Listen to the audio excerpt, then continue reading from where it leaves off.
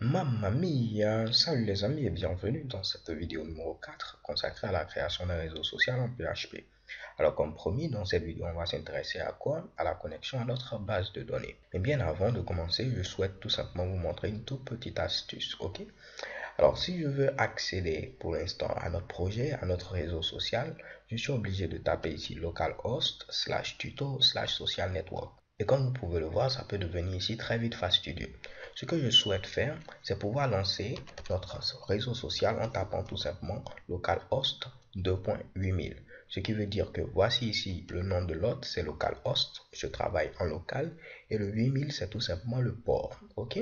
Donc si vous avez une version récente de PHP, je crois que la version minimum 5.3 fera l'affaire, vous pouvez ici ouvrir votre console. Donc vous faites démarrer un vide de commande ou bien vous faites Microsoft R et vous tapez ici CMD. Vous aurez accès à votre console. Alors, première des choses, il faut avoir ici PHP accessible en ligne de commande, c'est-à-dire avoir la possibilité de taper ici PHP et ne pas avoir ici d'erreur. Cela va permettre de signifier que vous avez ici PHP accessible en ligne de commande. Si ce n'est pas votre cas et lorsque vous tapez PHP, on vous dit que cette commande n'est pas reconnue, je vous propose de cliquer sur le lien qui apparaît à l'écran qui va vous permettre de pouvoir avoir PHP accessible en ligne de commande. Alors, je fais ensuite CLS qui veut dire Clear Screen, donc efface-moi l'écran. Et là, qu'est-ce que je dois faire? Je dois me rendre premièrement au niveau du dossier qui contient notre projet. Donc, je mets ici CD. CD veut dire tout simplement Change Directory. Donc, je vais changer de répertoire. Et dans quel répertoire je souhaite aller? Et si j'ouvre tout simplement mon explorateur de fichiers, voici ici mon fameux projet. Pour que vous puissiez voir, je vais tout simplement déplacer un tout petit peu ce Mitsubishi là. Essayez également de le replier. Et tout ce que vous avez à faire, c'est prendre votre projet et le déplacer au niveau ici de la console. Ok? Donc chez Kebam, vous voyez, je veux changer de répertoire et je vais aller au niveau ici de mon projet Social Network. Remarquez qu'après le CD, il y a bel et bien ici un petit espace. Si je valide avec la touche entrée, vous voyez, je suis bel et bien maintenant au niveau de mon projet. Tentons d'ouvrir notre projet et à ce niveau, j'ai Assets, j'ai Views, j'ai Index.php. Si je veux lister les fichiers, je peux taper tout simplement dire pour vérifier que je suis bel et bien dans le même dossier. Et vous voyez, j'ai toujours Assets, Index.php, Views et .idea. Je fais ensuite CLS. Et pour pouvoir lancer le serveur, je n'ai qu'à mettre ici php-s pour dire que je vais lancer ici un serveur. Je mets ensuite le nom de l'autre, c'est ici localhost. Deux points suivi ici du port. On va mettre pourquoi pas le port ici à 3000. Ok, je valide avec la touche entrée et vous voyez, j'ai la version 5.5.11 de PHP et on me dit que je peux accéder à mon projet en tapant tout simplement http localhost 2.3000. Donc si je mets ici localhost 3000, j'accède bel et bien ici à notre fameux réseau social. Ok, j'utilise généralement le port 8000, donc je vais faire ici CTRL-C pour pouvoir couper ici le serveur en cours. Et je relance la même commande, mais cette fois-ci, je vais mettre ici comme port le port 8000. Je valide et remarquez ce qui se passe. À chaque fois que vous accédez ici à une page, il va vous montrer ici l'ensemble des éléments qui sont chargés. Donc je vais valider à ce niveau, cela ne va plus fonctionner puisque le port, ce n'est plus le port 3000 mais le port 8000. Donc je remplace ce fameux 3 par un petit 8. Et lorsque je vais maintenant valider, vous allez voir notre réseau social. Et à ce niveau-là, vous voyez qu'il a chargé le fichier bootstrap.min.css, le fichier main.css, le fichier bootstrap.min.js et il a également cherché un fichier favicon, mais il ne l'a pas trouvé. Ok? Donc les gars, libre à vous d'utiliser ce que vous souhaitez. Là, c'est juste une astuce.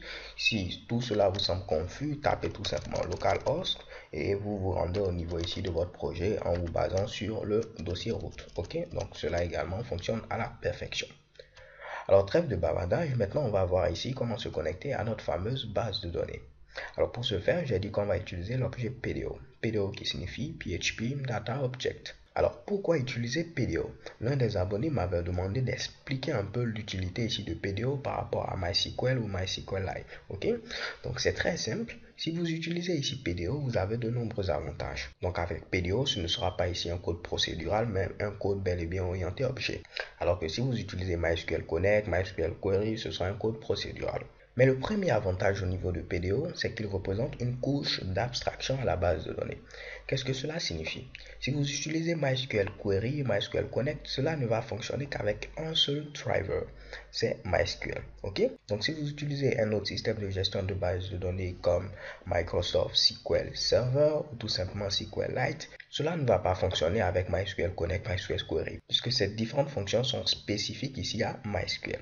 Ce qui veut dire que si vous souhaitez plus tard changer de système de gestion de base de données, vous aurez ici énormément de travail. Remplacez ici tous les MySQL par les nouvelles fonctions adaptées à votre système de gestion de base de données. Donc si j'utilise par exemple pour Microsoft SQL Server, je vais remplacer tous les MySQL par MS SQL, ok? Et croyez-moi, ce sera assez fastidieux. Alors qu'avec PDO, vu que c'est une couche d'abstraction et il ne supporte pas qu'un seul driver, il supporte plus de 12 drivers, vous aurez la possibilité de vous connecter facilement à un système de gestion de base de données et le changer plus tard. Vous n'aurez qu'à modifier tout simplement le nom du driver que vous avez précédemment utilisé. Ok? Donc je vais créer un nouveau dossier que je vais appeler ici config comme ceci.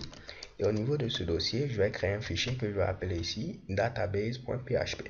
C'est au niveau de ce fichier que nous allons mettre la connexion à notre base de données. Donc c'est database comme ceci, .php. Ok? Alors libre à vous de l'appeler dbconnect.php, connexion base de données.php, et ainsi de suite. Donc si je me rends au niveau de l'éditeur, j'ai bel et bien mon dossier config et mon fichier ici database.php. Je peux voir ici la liste des drivers disponibles avec PDO en mettant quoi ici comme commande. Je n'ai qu'à taper ici un petit var dump, vu que le résultat affiché ce sera ici un tableau. Et je vais dire, s'il te plaît mon gars, donne-moi la liste des drivers disponibles. Donc je mets ici PDO, et je mets ici get available drivers. En tapant cela, si je viens normalement au niveau du navigateur, je mets ensuite /config pour dire rentre dans le dossier config et trouve le fichier database.php. Vous voyez, il me dit que les drivers disponibles sont ici MySQL, PostgreSQL et SQLite. Ok? Donc vous pouvez me dire, mais tu as dit qu'il supporte plus de 12, mais on ne voit ici que 3. Ok? Tout simplement parce que je n'en ai activé que 3. Si vous utilisez par exemple ici XAMPP, je peux venir au niveau de Apache config. Je choisis ici PHP ini. Pour ceux qui utilisent WAMP, très facilement, vous rendez dans le dossier WAMP et vous faites une recherche du fichier PHP ini. Donc si je fais une petite recherche, je mets ici SQLite, ok, et je ne veux pas avoir ici le PDO activé, je n'ai qu'à venir ici mettre un point virgule. Si vous mettez un point virgule, cela va permettre de le désactiver. S'il n'y a pas de point virgule au début, cela va permettre de l'activer. Donc si je ferme ce Mitsubishi, je stoppe mon serveur et je le redémarre, ok. Donc cela va me permettre de réinitialiser toute la configuration. Vous allez voir que SQLite ne va plus faire partie maintenant des drivers disponibles puisque je l'ai désactivé. Donc j'ouvre également ici la console, je coupe mon serveur, CTRL-C, je fais CLS et je relance mon serveur pour que toute la configuration soit également prise en compte. Vous allez voir que si j'actualise, SQLite ne va plus faire partie ici des drivers, ok. J'actualise tout simplement.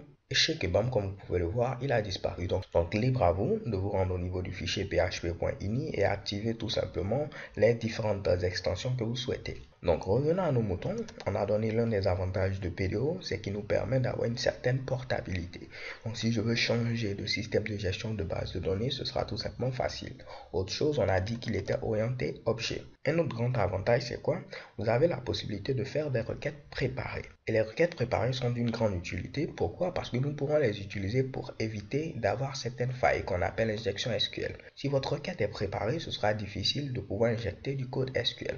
Donc on a un minimum ici de sécurité à ce niveau-là. Vous avez également la possibilité d'avoir des paramètres nommés. Vous avez la possibilité de mieux gérer ici les différentes erreurs, ainsi de suite. Donc il est très adapté également au débogage. Alors, pour ceux qui ont utilisé également MySQLite, ok, lui, il vous donne la possibilité d'utiliser que ce soit la programmation orientée objet, mais également d'utiliser le mode procédural.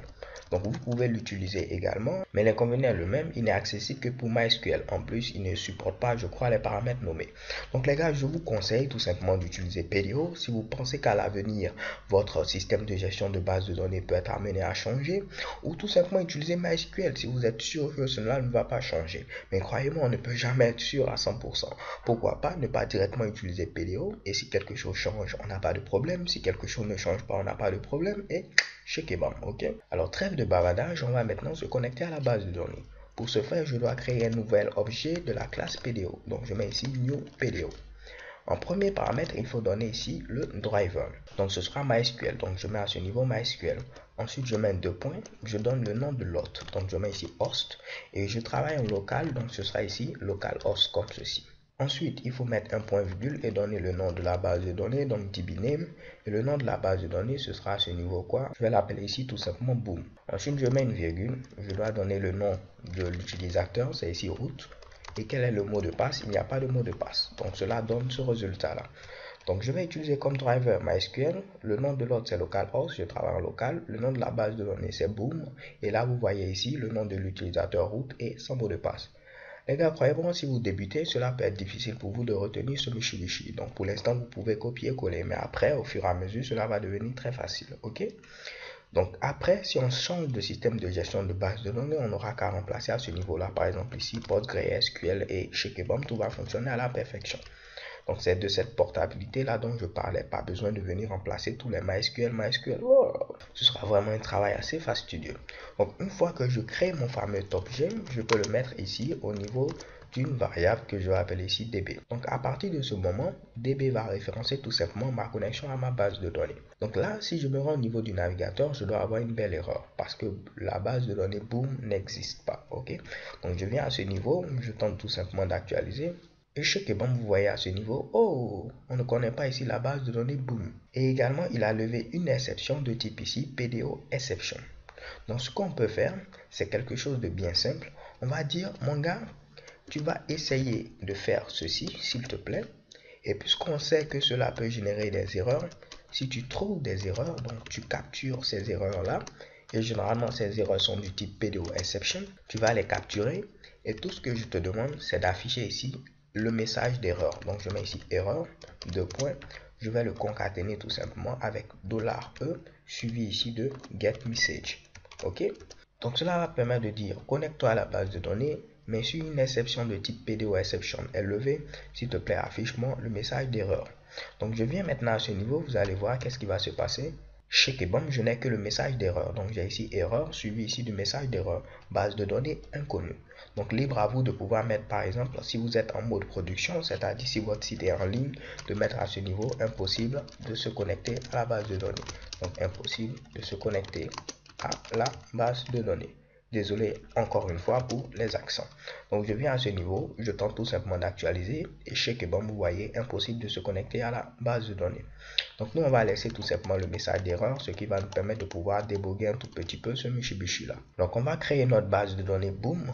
Donc pour ce faire, on peut utiliser phpMyAdmin. Donc je tape localhost / phpMyAdmin. Ok. Mais à mon niveau, franchement, je préfère utiliser la console. Ok. Donc je vais fermer ce Mitsubishi. Libre à vous d'utiliser phpMyAdmin. Je vous fais confiance. Je peux ouvrir ici une nouvelle instance de ma console et je vais taper ici MySQL.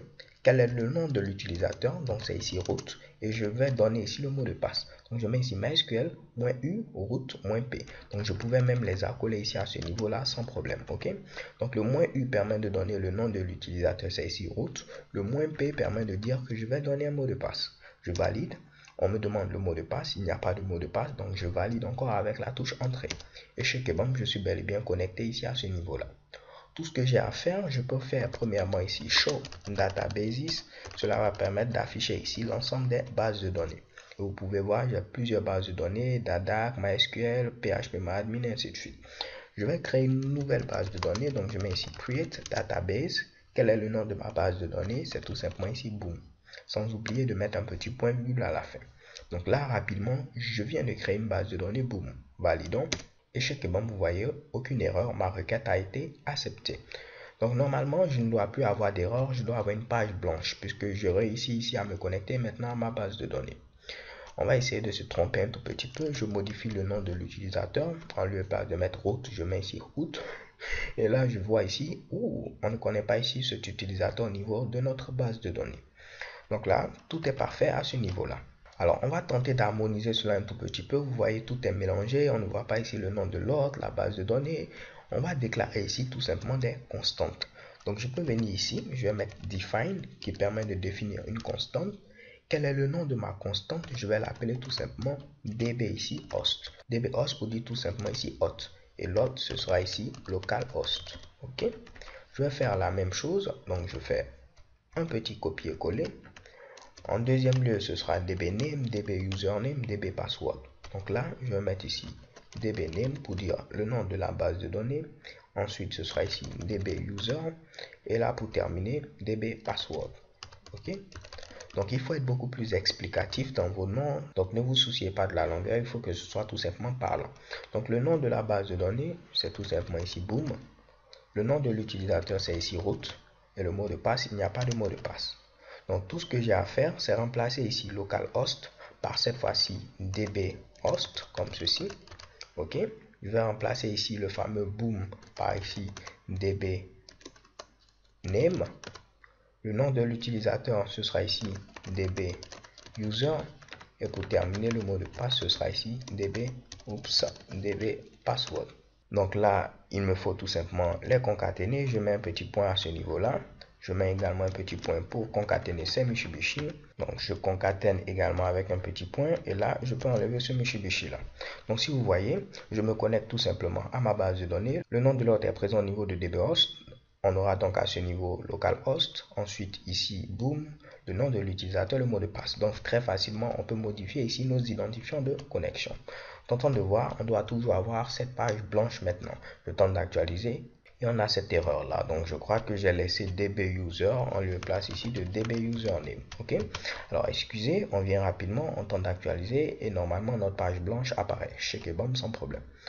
Donc là, on a créé ici des constantes et on utilise ces constantes là pour se connecter à la base de données, histoire d'avoir quelque chose de beaucoup plus fluide. On va commenter un peu notre code. Donc je mets un database credentials. OK? Tout est donc parfait. Voici les différents paramètres de connexion et on se connecte à la base de données. Néanmoins, il y aura un petit souci. Je vais vous montrer rapidement un petit truc. Supposons que je souhaite faire une petite requête. Pour l'instant, on n'a pas encore commencé, mais je vais vous montrer pourquoi activer un certain paramètre. Donc, si je veux sélectionner, par exemple, tous les éléments au niveau d'une table, je peux mettre ici select, OK, comme ceci. Je mets ensuite all, avec ici le fameux astérix. Je peux mettre ici from, supposons que j'ai une table ici users. Donc, pas de problème à ce niveau-là. Mais comme vous pouvez le voir, je n'ai pas mis ici select, j'ai mis ici select. Donc, normalement, cela doit me générer une erreur pour me dire que, ah, mon gars, je ne connais pas ici select. Je viens à ce niveau, je tente tout simplement d'actualiser. Et qu'est-ce que vous voyez? Je n'ai rien qui est affiché. Alors pourquoi je n'ai rien? Parce que le mode d'erreur actuel, c'est le mode silence. Donc il n'est pas bavard, il ne va rien dire. Ce que je peux faire, c'est dire, ah mon gars, s'il te plaît, il faut parler parce que moi j'ai besoin de comprendre ce qui ne va pas. Donc je peux modifier ici l'attribut pour changer le mode d'erreur en mettant ici $. Je mets ensuite db et j'utilise la méthode setAttribute. Quel est l'attribut que je souhaite modifier? Ce sera ici AirMode. OK? Et la valeur par défaut, c'est ici PDO AirMode Silent. Donc par défaut, il est en mode silencieux, il ne parle pas. Raison pour laquelle pour l'instant on ne voit rien. Donc si je mets ce même Mitsubishi, on aura encore une page blanche. Tentons d'actualiser. Et chez Kebam, rien n'a changé. Par contre, vous pouvez utiliser un autre mode, c'est le mode warning. Ce mode-là est généralement utilisé pour le débogage. OK, donc vous aurez ici des erreurs qui seront affichées. Je viens à ce niveau, je tente tout simplement d'actualiser. Et chez Kebam, vous pouvez voir à ce niveau, on nous dit qu'il y a une erreur au niveau de la syntaxe. Il ne connaît pas ici slack, blablabla. Donc déjà, on a quelque chose de beaucoup mieux. OK, donc moi, ce que je vais faire, en lieu d'utiliser warning, je préfère utiliser ici exception. Généralement, c'est celui-là que vous allez beaucoup plus utiliser. Donc je viens à ce niveau, je tente tout simplement d'actualiser et chez Kebam j'ai cette erreur là. Donc quelle est la différence entre Air Mode Exception et Air Mode Warning? Si je mets un petit écho tout juste après, je mets ici écho coucou. OK, je vais tenter de faire remonter un peu cela et j'affiche à ce niveau là coucou tout juste après. Je viens ici, je tente tout simplement d'actualiser. Qu'est-ce que vous voyez? Coucou n'apparaît pas. Parce que lorsque vous mettez ici Air Mode Exception, dès qu'il y a une exception, il ne va plus continuer, il va s'arrêter à ce niveau-là. En Air Mode Warning, cela va vous permettre d'avoir une petite alerte, mais néanmoins, il va continuer l'exécution du code. Donc, il va vous alerter à ce niveau qu'il y a un problème ici, mais il va afficher tout de même coucou. Je viens ici, je tente tout simplement d'actualiser. Vous voyez, il vous alerte, mais il affiche bel et bien ici notre petit coucou à ce niveau-là. Donc, généralement, je préfère mettre ici Air Mode Exception. S'il y a une erreur, on ne va nulle part, mon gars. On se bloque là et on règle l'erreur avant de continuer. Mais vous pouvez bel et bien utiliser ici Air Mode Warning. Pas de souci à ce niveau-là. Mais moi, je préfère ici Air Mode Exception. Alors les gars, c'est fini. On vient de se connecter à la base de données. On a utilisé des constantes en utilisant la fonction define. On met ici le nom de la constante, ensuite la valeur.